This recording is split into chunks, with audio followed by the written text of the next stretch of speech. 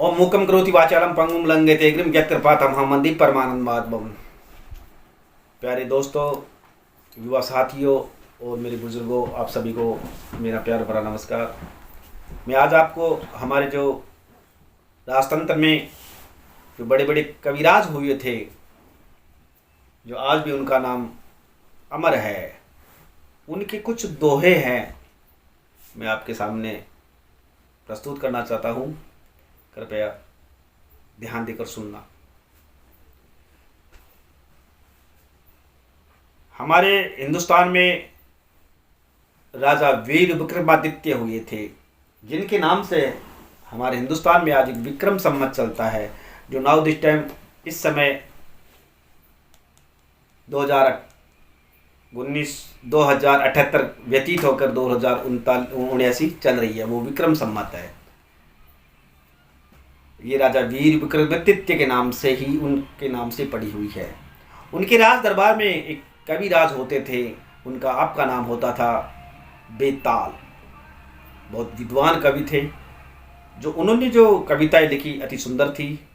मैं आज आपके सामने कुछ बखान करना चाहता हूँ, कृपया गौर से सुनना। अगर कोई गलती हो उसके लिए मैं पहले क्षमा याचना। कवि बेताल ने क्या कहा था, दोहे के माध्यम से बता रहा हूं। मरो बैल कुबैल मरो कसरायल टट्टू, अरे मरो कुलखनी नार मरो पुरुष निखट्टू। विप्र वही मर जाए हाथ ले मदिरा पावे, अरे पुत्र वही मर जाए जो कुल के दाग लगावे।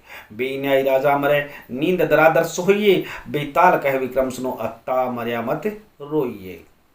कवि बेताल ने क्या कहा था, दूसरा दुआ सुनो।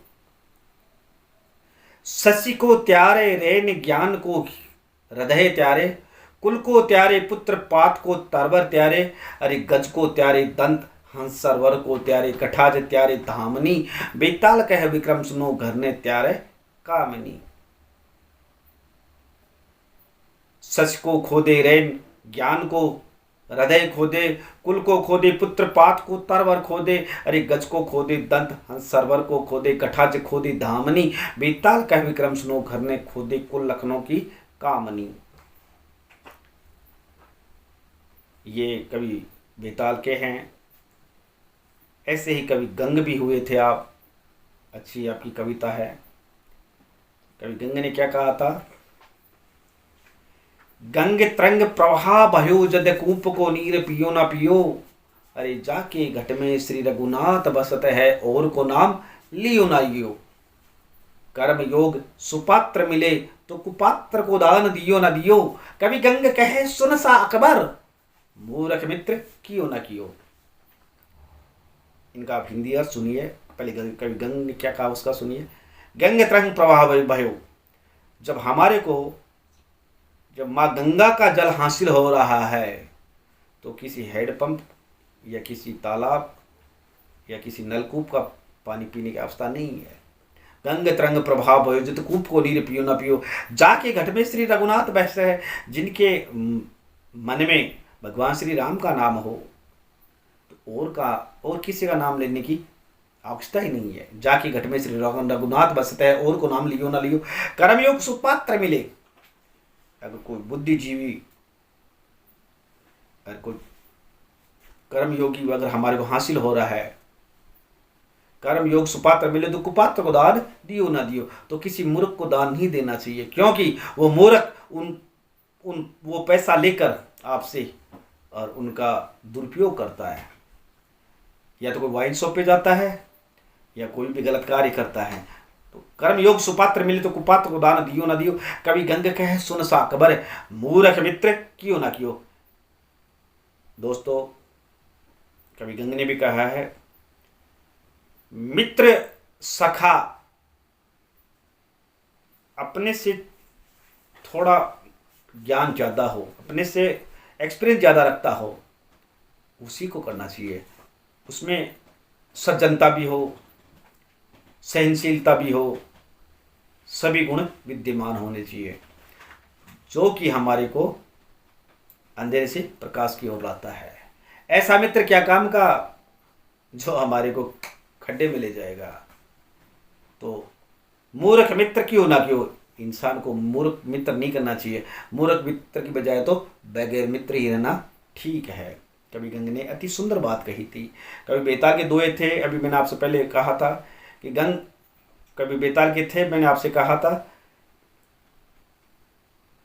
उनमें ये दोहा था, पहला, शशि को त्यारे रेन ज्ञान को हृदय त्यारे, शशि नाम चंद्रमा रेन नाम रात्रि, शशि को त्यारे रेन, जब अंधेरी रात होती है और जब चंद्रमा नहीं होता है तो अंधेरी रात सोनी लगती है, और जब चांदनी रात में जब चंद्रमा नजर आता है तो वो रात सुंदर लगती है। शशि को त्यारे रेन, तो रात्रि में जब चंद्रमा होगा तो रात्रि सुंदर लगेगी। शशि को त्यारे रेन ज्ञान को हृदय त्यारे, हृदय में इंसान के पास जब ज्ञान होता है तो ज्ञान हृदय को उज्जवल बनाता है। ज्ञान को हृदय, कुल को त्यारे पुत्र, अगर किसी वंश में अगर कोई पुत्र अच्छे लक्षणों का जन्म लेकर आगे बढ़ता है तो कुल को आगे बढ़ाता है। जिस प्रकार से सूर्यवंशियों में राजा भागीरथ उत्पन्न हुए थे, जो आप राजा सगड़ के जो 1000 पुत्र थे उनकी मोक्ष के लिए आप माँ गंगा को लेके आए थे। तो ऐसा कुल में पुत्र भी होना चाहिए। कुल को त्यारे पुत्र पात को तरबर त्यारे, अगर जंगल में पेड़ पौधे नहीं होंगे तो वो सुंदर नहीं लगता, इसलिए पेड़ पौधे जंगल की रक्षा करते हैं। पात को तरबर त्यारे, गज को त्यारे दंत, अगर हाथी के 2 दांत बाहर नहीं होते तो हाथी सुंदर नहीं लगता है, इसलिए हाथी के दांत भी सुंदर होने चाहिए। गज को त्यारे दंत, हंस सरवर को त्यारे, अगर समुद्र में अगर हंस बैठा हुआ नहीं नजर आता है तो समंदर सूना लगता है, इसलिए समुद्र में हंस होना भी चाहिए। हंस सरवर को त्यारे, घटा दे त्यारे धामनी, बादल जबरदस्त चढ़े हुए हैं, वर्षा बरसने की तैयारी कर रही है, अगर उसमें बिजलियां नहीं कड़कती है तो मज़ा नहीं आता, इसलिए बिजली भी कड़कनी चाहिए। घटा दे त्यारे धामनी, बेताल कह विक्रम सुनो, घर ने त्यारे कामनी। और अगर सुलक्षणों की घर में अगर अर्धांगिनी होती है जिसका नाम औरत है तो उस घर को गरीबी स्थिति में भी उसको आगे बढ़ाती है। अतः मेरे दोस्तों, जो बुजुर्गों ने, हमारे जो कवियों ने जो बातें लिखी है वो अमिट है, सच्चाई है, उसमें कोई भ्रांति नहीं है। अतः मैं आपसे गुजारिश करता हूँ, आपसे निवेदन करता हूँ कि हमेशा इंसान को सत्य की राह पर चलना चाहिए और अन्यत्र फालतू की बातों में ध्यान देना चाहिए, और किसी को सहारा दे के चलो, किसी गरीब का भला करो, किसी का हित करो, अहित मत करो। धन्यवाद। जय तु भारतम, जय तु संस्कृतम।